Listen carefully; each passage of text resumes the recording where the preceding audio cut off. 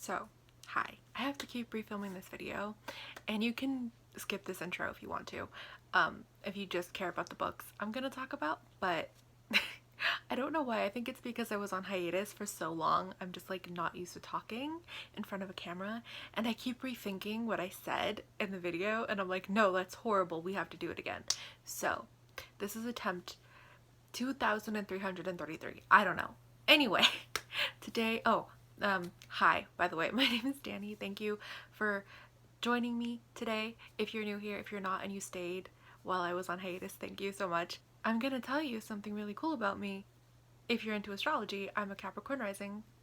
My sun is in Scorpio and my moon is in Virgo, and that's important because if the title didn't give you the hint, today we're talking about 3 astrology books, and I'm really excited. 2 of them are resource books, and one is more like a self-help 3 key points to your natal birth chart. Natal chart and birth chart are the same thing, kind of book, and I love all 3 of them. I think they're really great resources. I think they're all really great resources for different reasons, and I'll get into that with each one. You can only watch one section or all 3 sections. I don't care. This is for anyone who's already interested in astrology, like maybe you have used an app like CoStar before, or a website like Cafe Astrology, or maybe you have looked at an actual birth chart like on astro.com or astrocharts, or or you have the pattern downloaded, you know what I mean? I'm not here to judge anybody and how they got into astrology, but just know that certain sites don't give you a birth chart. They give you tables and data from your birth chart, but they don't give you like an actual birth chart. A birth chart, I'll put it right here. This is a birth chart. This is a birth chart. Everyone has a birth chart based on the time you were born, and it's really cool, and it's one of my favorite things to talk about, and I'm very excited. I'm gonna talk about each book individually, and then we'll come back at the end and you can tell me what you think and if you're gonna pick any of these up. Also, really quick, I will put some links to free resources down below because I know that not everybody has a library available to them, and I was very fortunate in that I was able to borrow these before I purchased them, and these were all birthday gifts for myself. The only other thing is I am not an astrologer who can give you like consultations. That's my biggest disclaimer here. I am a learner of astrology. I love to learn about astrology. I like to learn about my hobbies. Like, I'm very invested in the things that I get interested in. And I really am, and I don't want to come on here and misrepresent myself. I do know some things. I just don't want to misrepresent myself in any way. So just that is the biggest disclaimer. Like, I can't read your birth chart for you. I can tell you what your big 3 are if you don't know how to read a birth chart, but like outside of that, like, I'm not equipped to do any of that. There are plenty of astrologers online available that you can book a consultation with if you wanted to do that. Okay, on to these 3 books. Okay, so the first book I want to talk about is the self-help meets reflective journaling meets looking at your birth chart in astrology book. This is by Chani, and she is a traditional astrologer, and that's important because she uses whole sign houses. House systems is one of the biggest debates in astrology. If you're not, and okay, can we just talk about this book for a second? I'm very distracted, but look at that. That is so pretty. I'm sorry. Anyway, I've touched this book a lot, so it's a little dirty. I'm sorry. The oil from my fingers have gotten all over the back of this book. And it's called You Were Born for This by Chani. Okay. Hi. Editor Danny here. I cut myself off for some reason when I was originally filming this video and went on to a completely different topic. But anyway, my point I was trying to make is Chani is a traditional astrologer, which means that she uses whole sign houses. Each of the 12 houses are equally 30 degrees, and the ascendant, midheaven, IC, and descendant are all a point in the chart in their respective 4 houses areas that they would traditionally be in.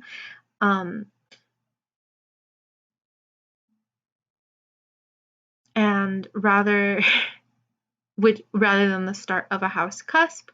But before reading her book, I had originally only used Placidus houses and modern astrology, and modern astrology is most commonly used amongst Western astrologers. Okay, back to the video.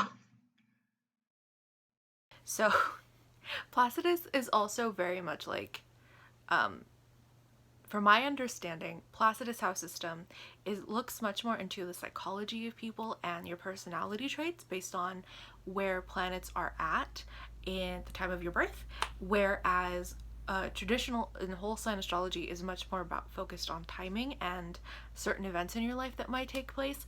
And there's all kinds of things, and it's way too complicated for me to explain because I'm still learning about it. But it's very interesting to see the differences. However, I have seen some astrologers kind of combine the concepts of the two and put them together. So each to their own. Now on to this book. Good Lord. Um, this book is actually the most progressive book in terms of explanation, in terms of word choice, in terms of so many things, which I think is absolutely hilarious how a lot of these traditional astrologers now are probably the most progressive. Um, anyway, this book uses whole signs. However, I believe she says you can still use Placidus. The only thing is you would have to know all of the basics already using Placidus to be able to modify this book for that purpose. But if you don't have a preference, this book is fine. I don't have a preference. Personally, don't have a preference. But some people are very staunch with their house systems. It's absolutely hilarious to watch people fight about this on astrology Twitter. Book Twitter is a mess. We all know this, right? If you've ever stepped foot onto book Twitter, you know that discourse is recycled. The same thing happens on astrology Twitter, and people love to fight about whether or not about which house system is the best one to use, and it is the most recycled discourse. Okay, anyway, moving on before I start talking about that, because it's something. Anyway, I'm going to talk about the content of this book and why I recommend it. So let's do that. Keep in mind, I've read this book before, so I'm not recommending something to you that I have not read. This book, so this is the contents. Hopefully you can see all that. This is sectioned off into 5 parts, and like I said, it has this reflective journaling aspect to it. So, and her whole thesis in this entire book is that you really can just look at your sun, your moon, your ascendant, rising sign, and the ruler of that sign, and kind of have a good grasp on your life purpose based on that, which I think is really cool.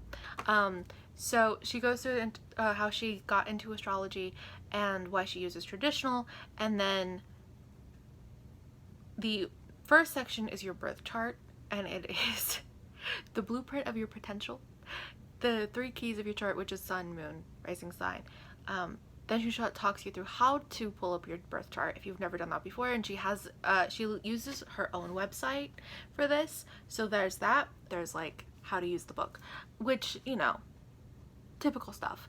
And then the meat of this book, the second part, is the basics. She does go through the basics. She does walk you through the basics of astrology, which everyone needs to know to kind of get their foot in the door of learning how to read birth charts. Hi, it's me again. So I miscounted and exposed how bad I am at simple math in the section I just deleted. So here are the 4 basics of interpreting a birth chart or your natal chart. The aspects, which are planets interacting with each other, the 12 zodiac signs, the 12 houses, and the planets themselves, which are the luminaries and Mercury to Saturn, or the luminaries and Mercury to Pluto. There you go. There's a lot of things you could look at when you're looking at a birth chart, but that's kind of like the basics, the very basic. and then the focus with the next 3 is the sun, moon, and rising. The next 3 sections, excuse me. What I really like is that she shows you like how this stuff is going to look in a birth chart. See, that's a chart. That's a chart. That's a sextile in a chart. But anyway, versus like, you know, just this is what a sextile is. Goodbye. I need visuals. And then so at the end of a section is basically a little questionnaire kind of thing. So that's why it's like self-help journaling stuff. And this is for a lot of them, it's very, it gets you proactive and encourages you to be proactive and to think about your birth chart and what's going on in your birth chart. And I think that's really helpful. There's a section in here about, you know, affirmations you can tell yourself, and altars. And I think there's a whole section on her website as well for, I forget the terminology because I don't use altars, but correspondences.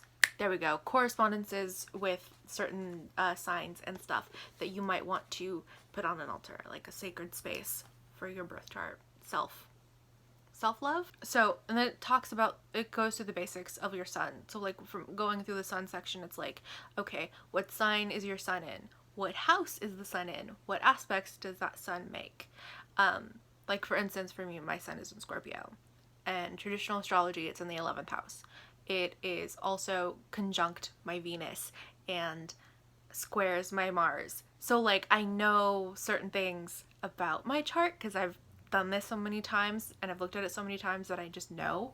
But there's like, but your sun could be conjunct your moon or opposite your moon or sextile Jupiter or something, like, you know, like it's different for everybody. But those are the sort of things that you might look at, things to think about. And then there's reflection questions based on where the sun's at. So like mine's in the 11th, so I have reflection questions tagged, not tagged, bookmarked, so I know where to go. And the same process goes on for the moon section and the ascendant section.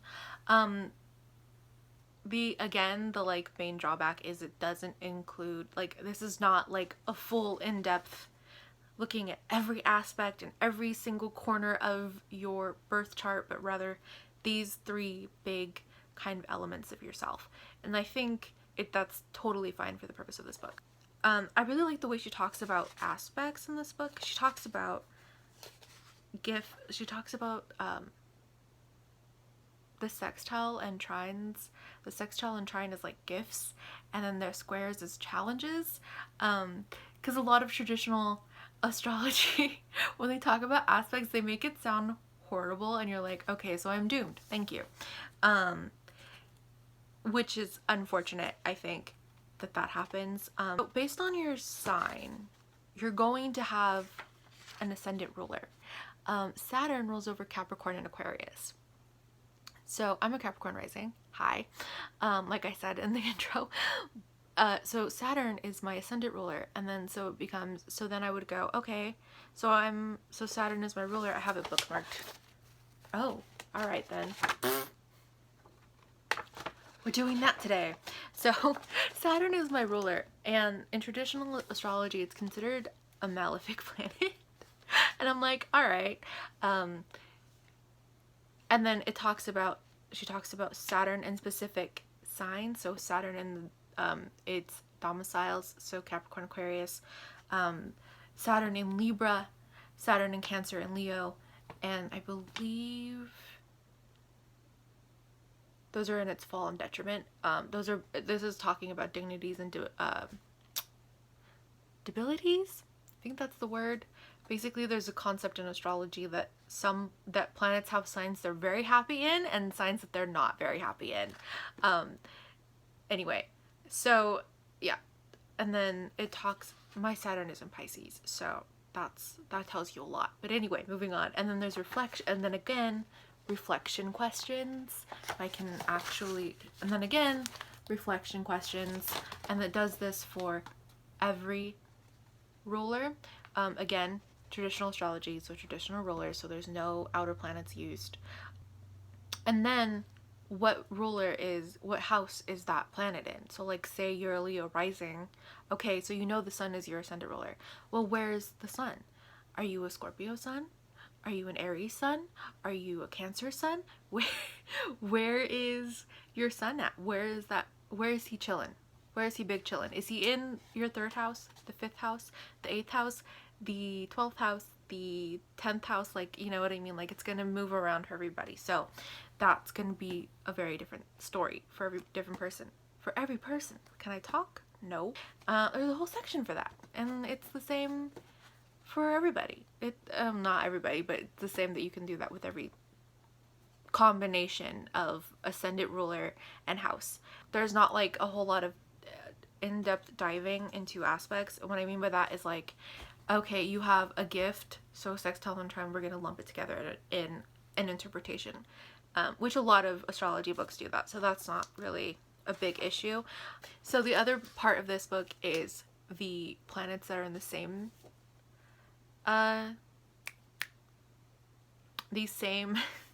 sign as your ascendant. So I was born in the 90s, and in the 90s 2 of the outer planets were conjunct each other, and a lot of people that were born around this time have those 2 boys conjunct somewhere in their chart. And on its own, it doesn't mean much because it's a generational thing. However, maybe if you're like me and you have it in the 1st house or the 7th house or the 4th house or the 10th house, it becomes much more prominent to you somehow because it's like a part of your personality or part of the people that you attract, or has something to do with your home life, or it's in your midheavens, like your 10th house. So it's like your public career. Those big bad boys were in Capricorn, and so they are in my 1st house. So you might have them in a way that's like really obvious, or maybe not so obvious, but they still matter in your chart specifically to you. But where am I going with this? So, but you might have like 3 planets or 4 planets in your 1st house, or no planets in your 1st house, or whatever. It depends on what happened at the time that you were born. But yeah, so this I really like because of the self-reflective aspect. I like that it's not trying to overwhelm you with information. It does talk about the basics, and I think it is a nice doorway into whole sign astrology.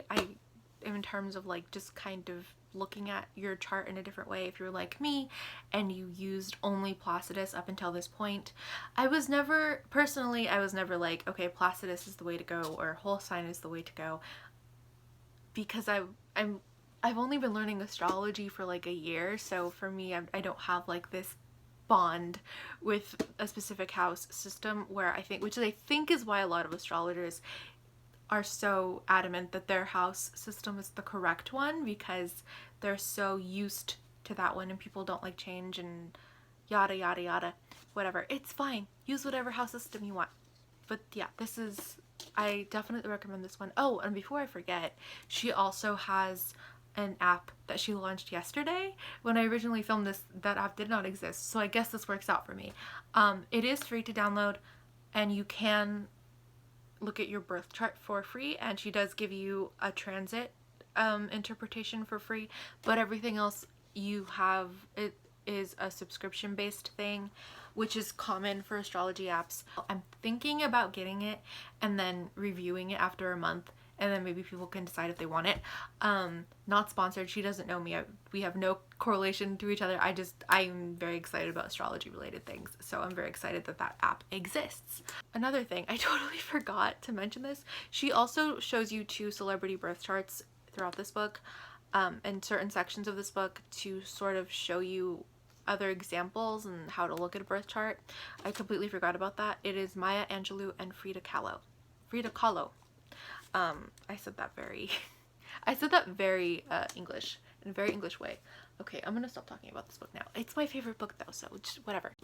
Okay, on to the next book. This book I have a lot to say about, And you might want to judge this book based on the series it comes from, but come in with an open mind. I promise. It's not as silly as it seems. Um, Astrology for Dummies. And I know. Listen, this book is very floppy, so I'm not gonna hold. This book is probably the most practical in terms of information. Again, it goes through the big five that you need to know, which is, you know, zodiac sign, houses, the houses, and the houses, the planets, and aspects. And there was one more thing, wasn't there? I don't know. Probably not. I'm lying to you. So there was four. I can't count. Typical of a writer, right? There's so much good information in here. That's why I recommend it to people, because it's just like, if you want to go full on,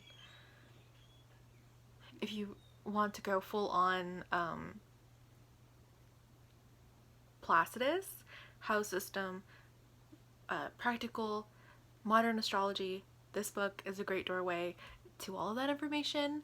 There are 21 chapters and an index, which is run of the mill, but this goes through everything. So it's not just, okay, you're an Aries, okay, well, this is what an Aries is like, okay, bye. Like, that's not what this book does. There is a section on the history of astrology, there is a section on transits, there's a section on looking for talents in a natal chart, so like looking for something that might show that someone might be really great with activism or artistic ventures or making money or athleticism or any of those kind of cool things. So that is also really fun to look at. I really like looking at things like that and looking for talent and things like that in birth charts. That's like one of my favorite things to look at besides synastry in between two charts. There is not an actual section on synastry in this, but they do talk about connections between two sun signs. This author, she talked about, actual synastry somewhat without calling it synastry at the very end. So synastry is much more complex than, oh, you're an Aries and that person is a Sagittarius or a Scorpio or a Libra, which is just like a little like thing that I'm like about, but whatever, it's fine. It's fine. Because it's like there's whole books dedicated to synastry, so that's a whole other thing. But anyway, so when it takes you through the sun signs, which all books that are teaching you will take you through all of the signs, and then they'll talk you through the planets, and they'll talk you through the houses, and they'll talk you through interpreting a birth chart, basically. What I like about it is there's like whole sections for each of the 12 signs. So this is Sagittarius. I thought this was fitting because that's the season we're in. It shows you the symbol. There's the section called the sunny side and the sorry side. So the good and the bad. We all have good and bad sides, right? How you are in relationships, how you are at work, health and wellness, the mythology behind Sagittarius. They talk about the constellation, and with each sign they also give you a real person's birth chart that was born under that star sign, as well as basic facts. What I really like about this book is the kind of cookbook sort of route that Orion chose to go with, which was very like, okay, here's the table, let's put it all together, and this cookbook and this recipe is you. Congratulations. Which I think is really like helpful. It makes it much more simplified without leaving information out that you would need. There's colors associated with the zodiac signs. There's actually animals, which we'll get into that in the third book, associated with zodiac signs. And talks about the quality and the element and all that stuff that every zodiac sign has associated with it. Since we're in Sagittarius season, the unique combination of a Sagittarius sign, I don't know why I'm doing this, is that it's a fire sign. It's a mutable sign. We know how chaotic Sagittarius are, so and it's a fire sign, which I think I just said that. Yeah, it's a masculine sign, it's a fire sign, and it's a mutable sign. So that's its unique makeup. No two signs have the same three of those things. It's always a different combination for each, which is really, really cool and something I really like about astrology. It's associated with the centaur. Jupiter rules over Sagittarius. Its opposite sign is Gemini. There's a part of the body that is associated with every zodiac sign. There's something called the zodiac man or something, and it's like each part of the body is associated with a specific sign, starting with Aries, which is your eyebrows and your nose, or the head, and then it goes down from there, and the major traits and things like that. And she does that with every sign. And then Beethoven is the person that was picked for this. A lot of second house energy. How much money did he make while he was alive? I'm curious. Anyway, and then there's a section that in the back that tells you about other Sagittarius people. Tyra Banks. Let's see. Oh, and it does the for every. So it gives you more Sagittarius people, or whatever zodiac sign you're looking at, and it tells you what moon they have. And it goes through each of the 12 signs. So it's like Sagittarius sun, Aries moon, Sagittarius sun, Taurus moon, and so on and so forth. As we know, Diane Warwick is a Sagittarius, and she's been very active on Twitter lately, and I'm curious to what her moon sign is. But yeah, she's hilarious. Anyway, typical Sagittarius, right? Going through, it's like Tiffany Haddish is a Sagittarius, and her moon is in Gemini. So she was born on a full moon, which is really cool. We have a lot of writers who are Sagittarius suns and Libra moons. So like Jane Austen, Emily Dickinson, Sinead O'Connor, and Jay-Z. To no one's surprise, Miley Cyrus is a Sagittarius. And yeah, so you can do that with literally everything. It takes you through the rest. And then as well, it takes you through the planets and the houses. So is your sun in the first? So 12 houses, 12 places the sun can be, right? So and then it does this with every planet. So from Sun to Pluto. This is a modern tropical book. It uses modern astrology, so it uses Uranus, Neptune, and Pluto as planetary rulers of signs, which is the main difference between this book and the other book I was talking about. It also talks about aspects, and it gives quick interpretations of aspects. And then, like I said earlier, aspects are when two planets are interacting with each other, and sometimes when we have two people, they get along, right? And then sometimes they don't like each other at all, and then sometimes they might like each other, or they might not like each other, not like each other, depending on the two planets involved. And then sometimes they're very opposite of each other, but they can learn to work together. This is an updated version of this book, so they have more recent celebrities. So like Lin-Manuel Miranda is in here, AOC, his birth chart is in here, which is much more recent. Like, these people are much more recent public figures. And this is, and then like again, they use tables, which I really like. I think it really simplifies things for people who are new to astrology. This is the part that I really like about this book, is it shows you how to interpret your birth chart in like 4 steps in one section, and I think that's really cool and really helpful. Talks about hemisphere analysis and all that stuff. There is, like I said earlier, there's this whole section on being in love based on your sign, whatever. It's silliness, it's like for fun, don't take it too seriously. There it talks about transits, and it shows you and then there is also interpretations of transits from Mars to Pluto, I think. but it only talks about conjunctions and oppositions. So if, like for me, because Saturn is in Aquarius right now, at some point next year Saturn is going to be opposite my natal Mars. So that's something I have to look out for. But there is, but you know, like, and recently, but over the last 2 years, over the last 3 months or 4 months or something, Saturn, Jupiter, and Pluto were like conjunct my ascendant. So like those are like really big transits, right? Like you have times where these planets are really talking to you.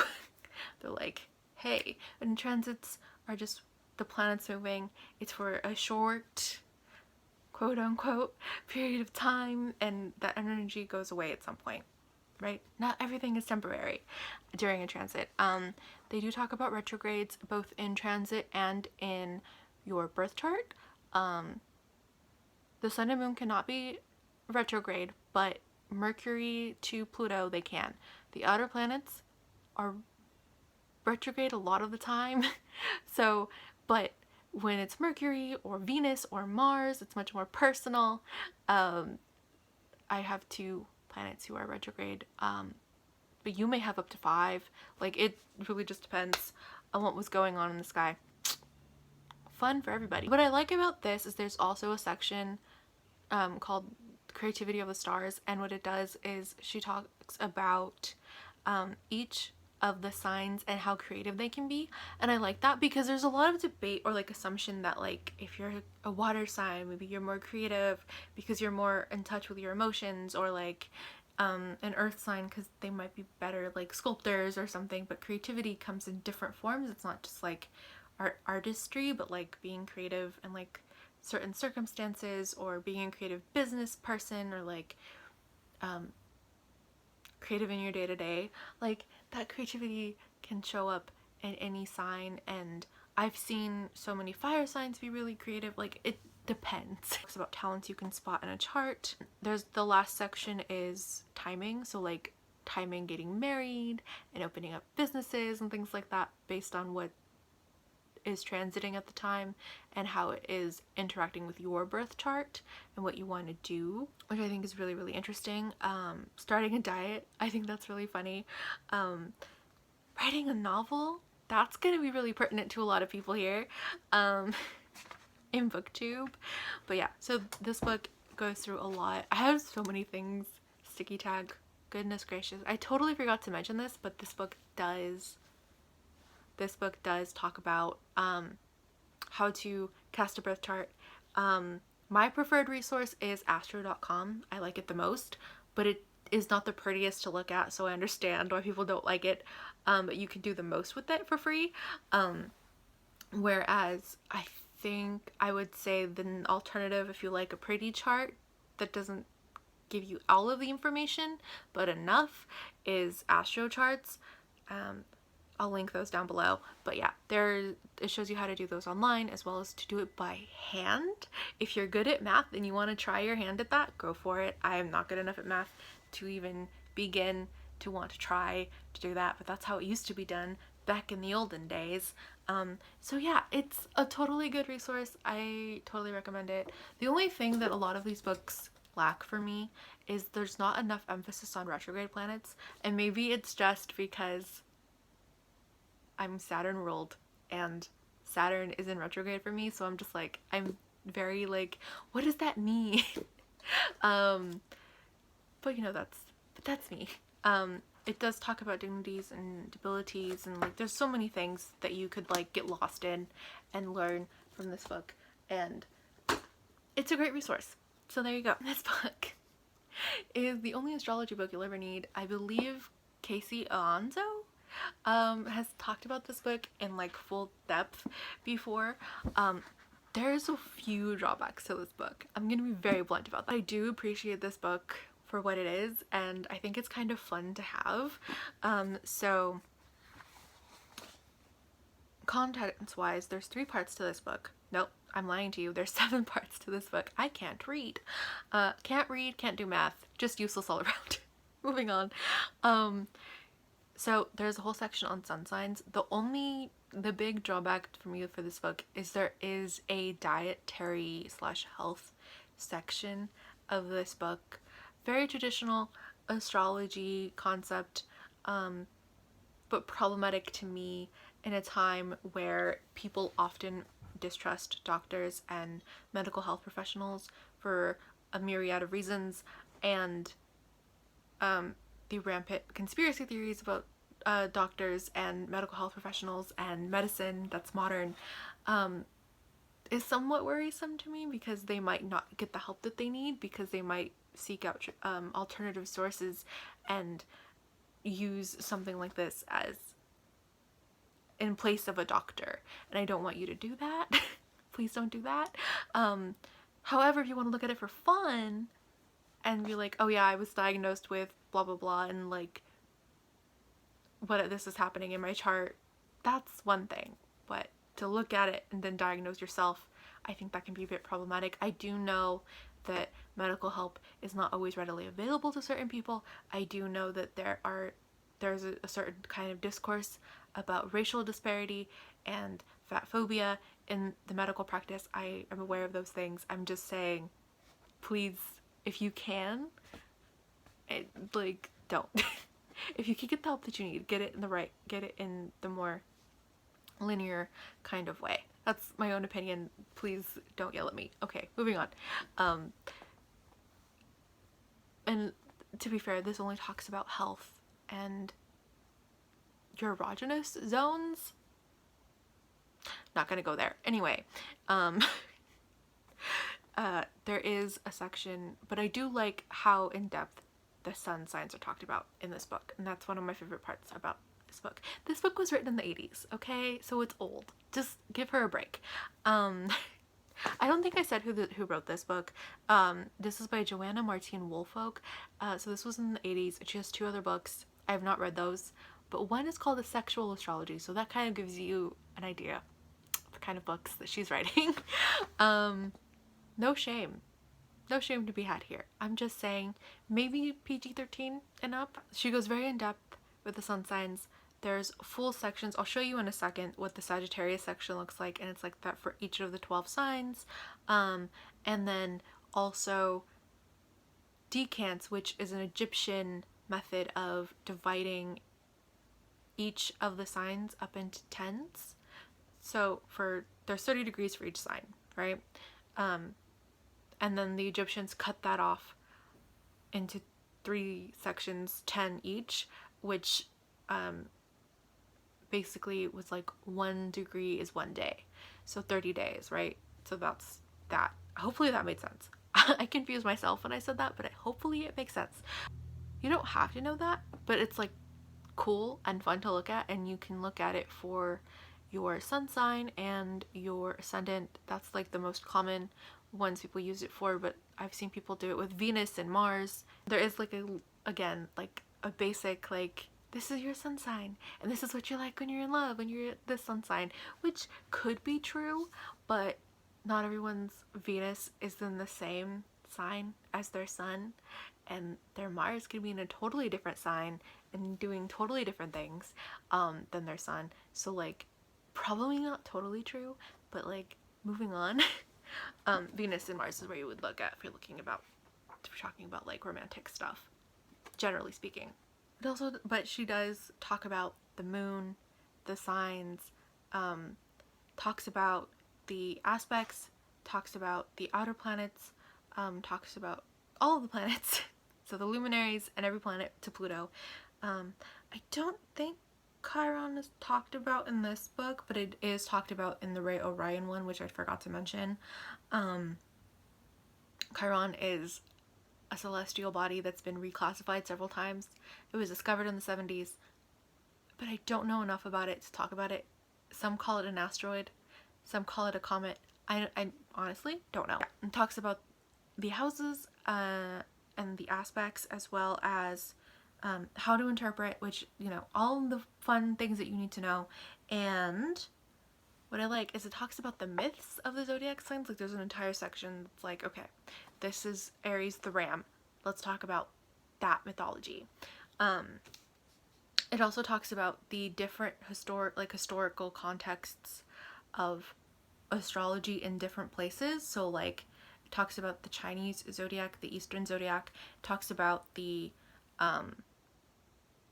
Egyptian zodiac, which was very similar to the Western one that like the Greeks used. There is one of the other great debates besides house systems is what is referred to as the age of Aquarius. Right now we're in the age of Pisces, as far as I know. A lot of people keep talking about the age of Aquarius, especially lately. When Saturn entered Aquarius earlier this year, a lot of people were like, oh, we're entering the age of Aquarius. And I'm like, okay, sure. Whereas, so we're in the age of Pisces, which is marked by its own sort of like beginning, which would have been the end of Aries. It goes backwards to the zodiac. And everyone's like, well, when's the age of Aquarius going to be? And a lot of people think it's going to be like,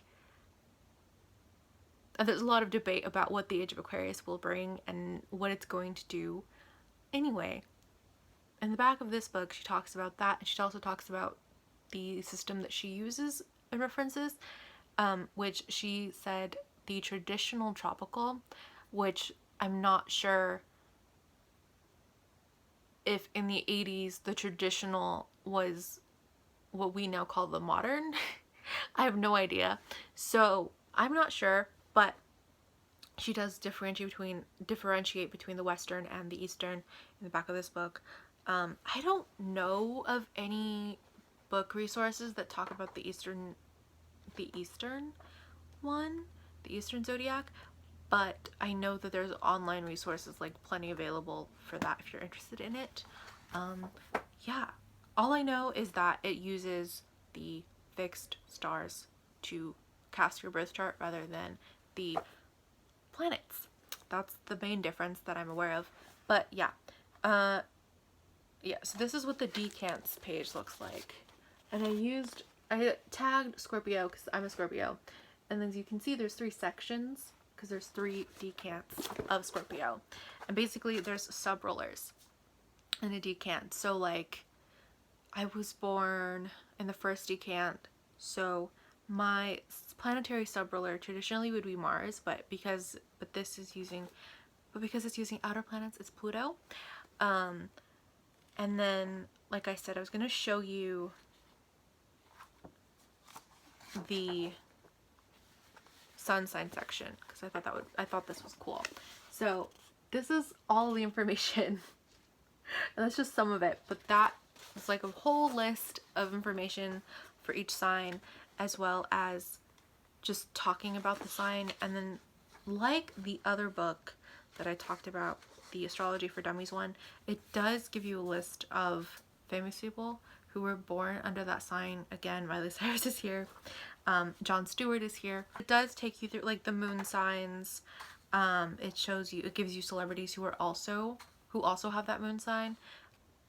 There is a whole section on cusps. So if you were born on a cusp day, which I believe the whole theory about cusps is the sun was moving from one sign into the other. So like if you're born on a Pisces Aquarius a cup. Did you know that you were a cup? Then you would use your birth time to decide to find out if you're actually a Pisces or an Aquarius, because it just really depends on the time that you're born, because you actually can't be both. But a lot of people call them cusp days because they're like, or a cusp sign, because you don't know unless you know your birth time, right? So this book does talk about the ascendant, and like I said, it talks about, there is a whole section on aspects. I might be repeating myself. I just want to make sure I'm not missing anything. So like a whole section on a Libra ascendant and everything like that. Again, I just like this book because I think it's fun, and I really like, it talks about the planets throughout the signs. So like generationally, or if your Mercury is in Leo, so you can kind of bounce around. Mars, but I really like the illustrations in this book are probably my favorite thing. And there's a section on the houses and planets in the houses. So, you know, run of the mill. Okay, I was wrong. I was looking to see if there were birth charts in here. Yeah, Oprah Winfrey, right here. Cool. So there are birth charts in here. And then she talks you through interpreting Oprah Winfrey's birth chart. And then there is a section on the nodes. I think there's also nodes in the Astrology for Dummies 1, 2, but I completely forgot about the nodes. The nodes are 2 points in your birth chart that Western astrology took from Eastern astrology. And essentially it's about like your past and your future. So you can interpret that as past life and this life, or your upbringing as a child that was really, really encouraged, like traits that were really encouraged, versus like your things that you don't know how to do because they weren't encouraged. Or my personal interpretation that I agree with is that it's your comfort zone, which is your south node, and then your north node, which is the not comfort zone, going out of your comfort zone. Obviously, you don't always want to be out of your comfort zone, right? But like always staying in your comfort zone can be really inhibiting to life and living a full life, right? So like it's like finding the balance between the two. I personally, that's how I look at it. But everyone has different interpretations of that. The north and south node and the nodes in general, there's not that much information online about them, unfortunately, that's like good. Okay, mini story time. I said this in the clip I just deleted, but I was laughing because it was uncomfortable. And I didn't want it to seem like I was sending hate to this person I was talking about. But when I first looked at my nodes, which is a Scorpio North node and Taurus South node, I watched a YouTube video on it that still exists, as far as I know, on the platform.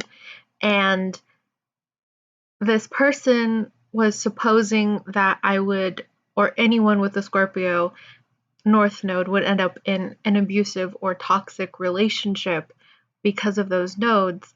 And that's not how that works. There's a lot of misinterpretation of Scorpio placements in general.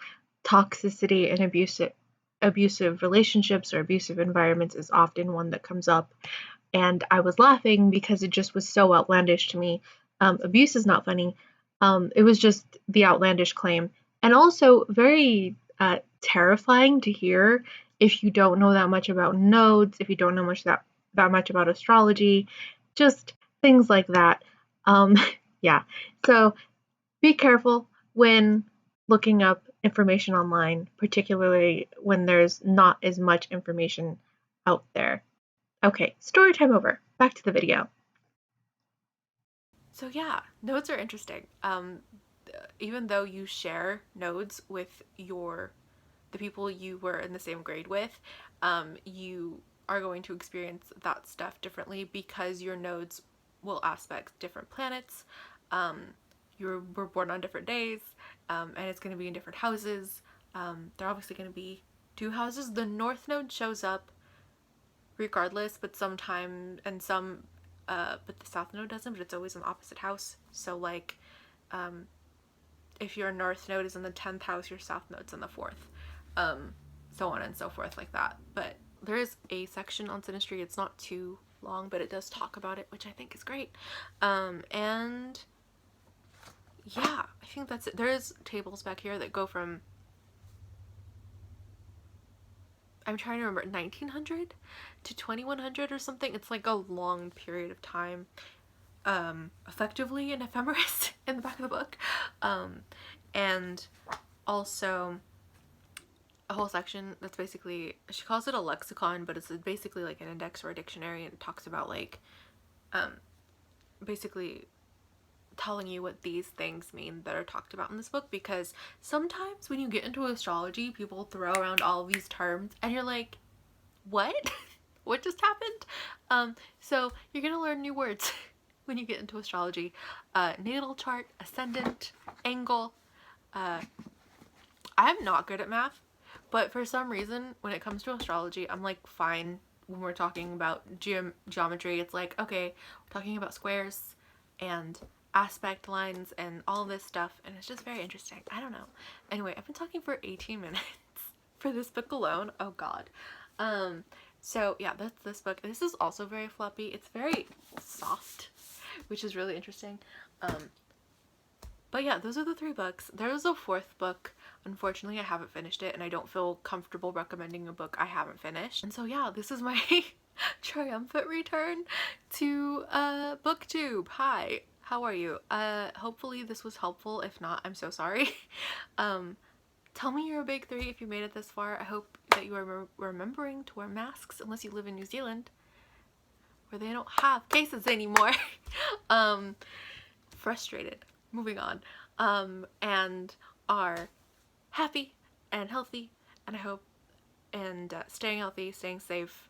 Have great holidays if you celebrate around this time of year. If not, January is around the corner. I should be back soon with books I read in 2020. Other than that, I will see you next time. Goodbye.